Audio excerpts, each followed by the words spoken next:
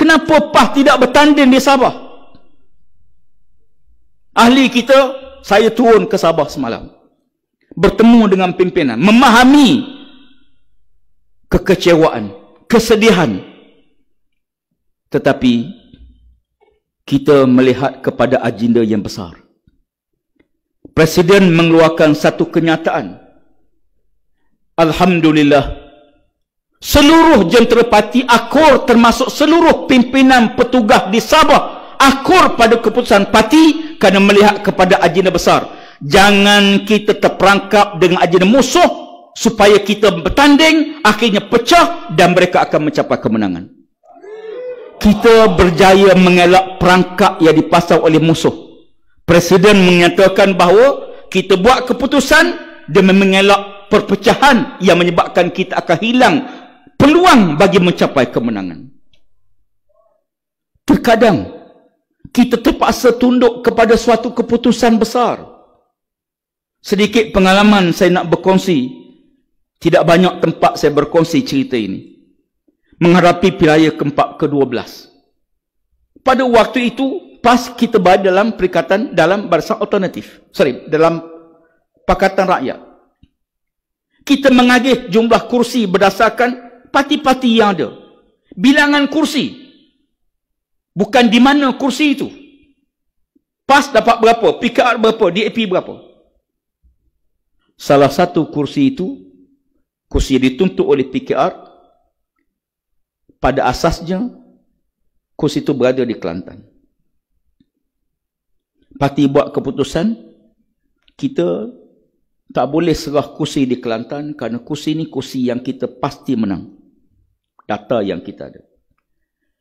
Rakan kita PKR pada waktu itu, dia kata tak kisah asal jumlah, kami nak jumlah yang cukup. Akhir kita swap, kita tukar. Kelantan tukar dengan Pahang. Kelantan tukar dengan Pahang. Don kita di Kelantan kekal pada PAS, don PAS di Pahang tukar kepada PKR. Tentulah pimpinan di peringkat kawasan tak boleh tengok, tak nampak. Pimpinan negeri pun tak nampak. Pimpinan pusat saya tahu. Maka kerana itu kita tukar. Ya. Akibatnya, tentulah rakan kita di Pahang tak puas hati. Kenapa kami diberi? Kita kata, daripada kita beri kursi yang kita menang, maka kita kena pertahankan kursi yang kita yakin menang. Tetapi, apa yang berlaku? Berlaku tak puas hati, keluar parti, hantar jadi calon bebas. Bertanding di calon bebas, hilang deposit. Itu tak apalah. Parti kawasan sebut pecah. Sebab yang keluar ialah pimpinan tertinggi kawasan. Tuan-tuan sekalian, sahabat-sahabat semua, akhir jadi DAP semua sekarang. Yang keluar tu DAP sekarang. Sebab itu kadang-kadang keputusan penting besar begini, kita dengar dan kita patuh. Keputusan strategi yang tak semua kita boleh maklum kepada ahli-ahli kita.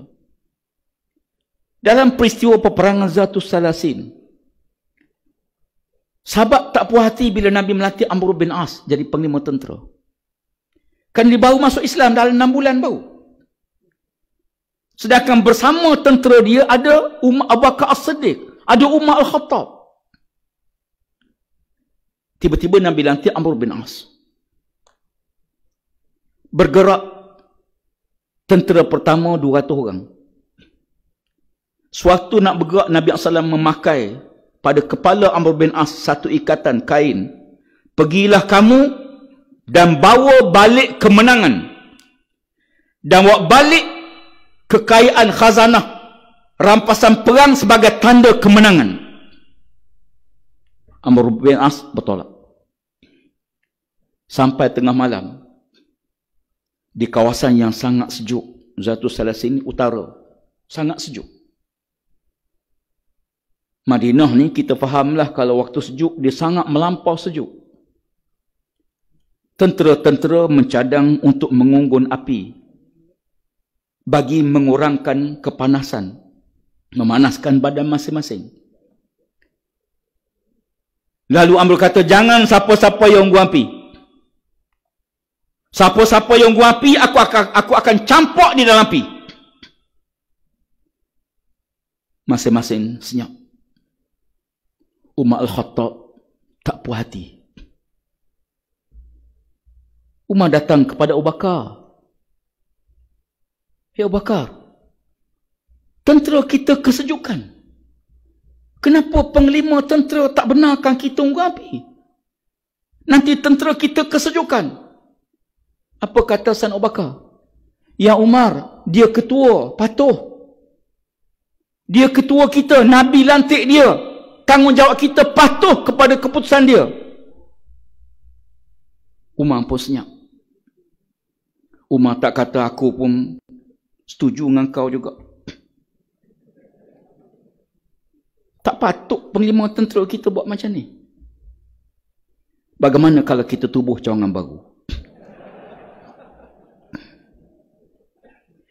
Abu Bakar menenangkan yang tak puas hati.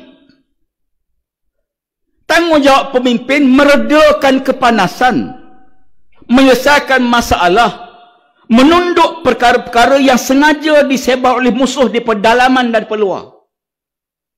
Tanggungjawab pemimpin bukan menimbulkan kekeliruan, bukan menimbulkan kekecohan, bukan menimbulkan rasa tak puas hati.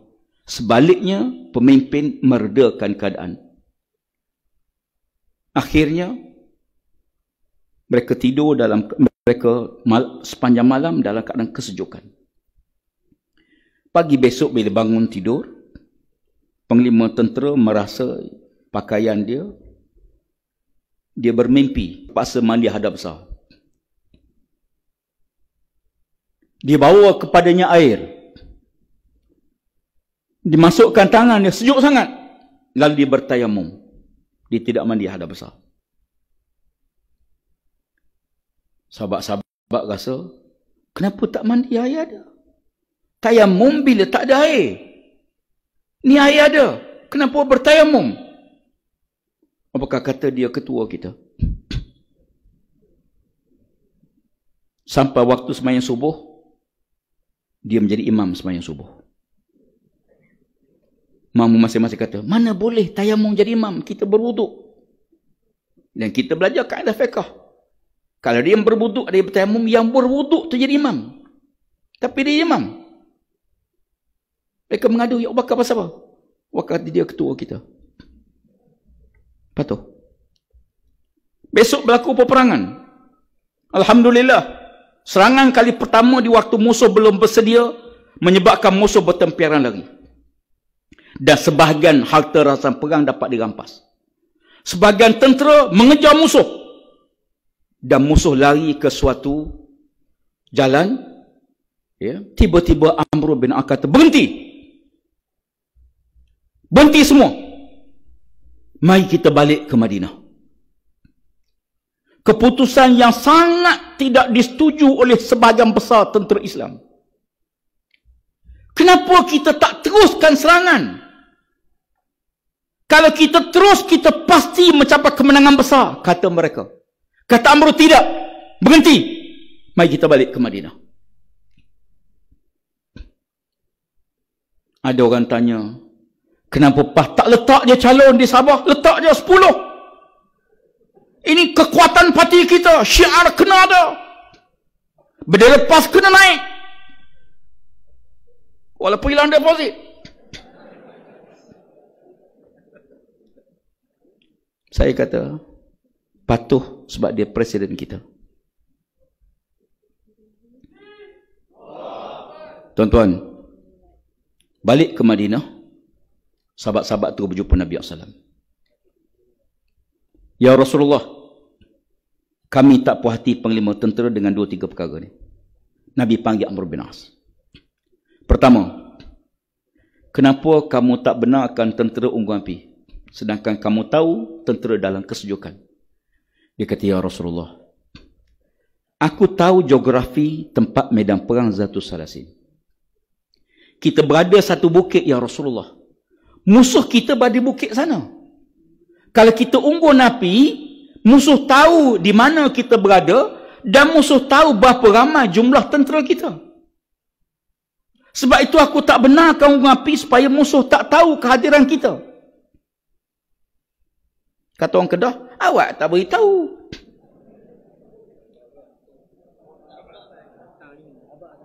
Awak tak abang.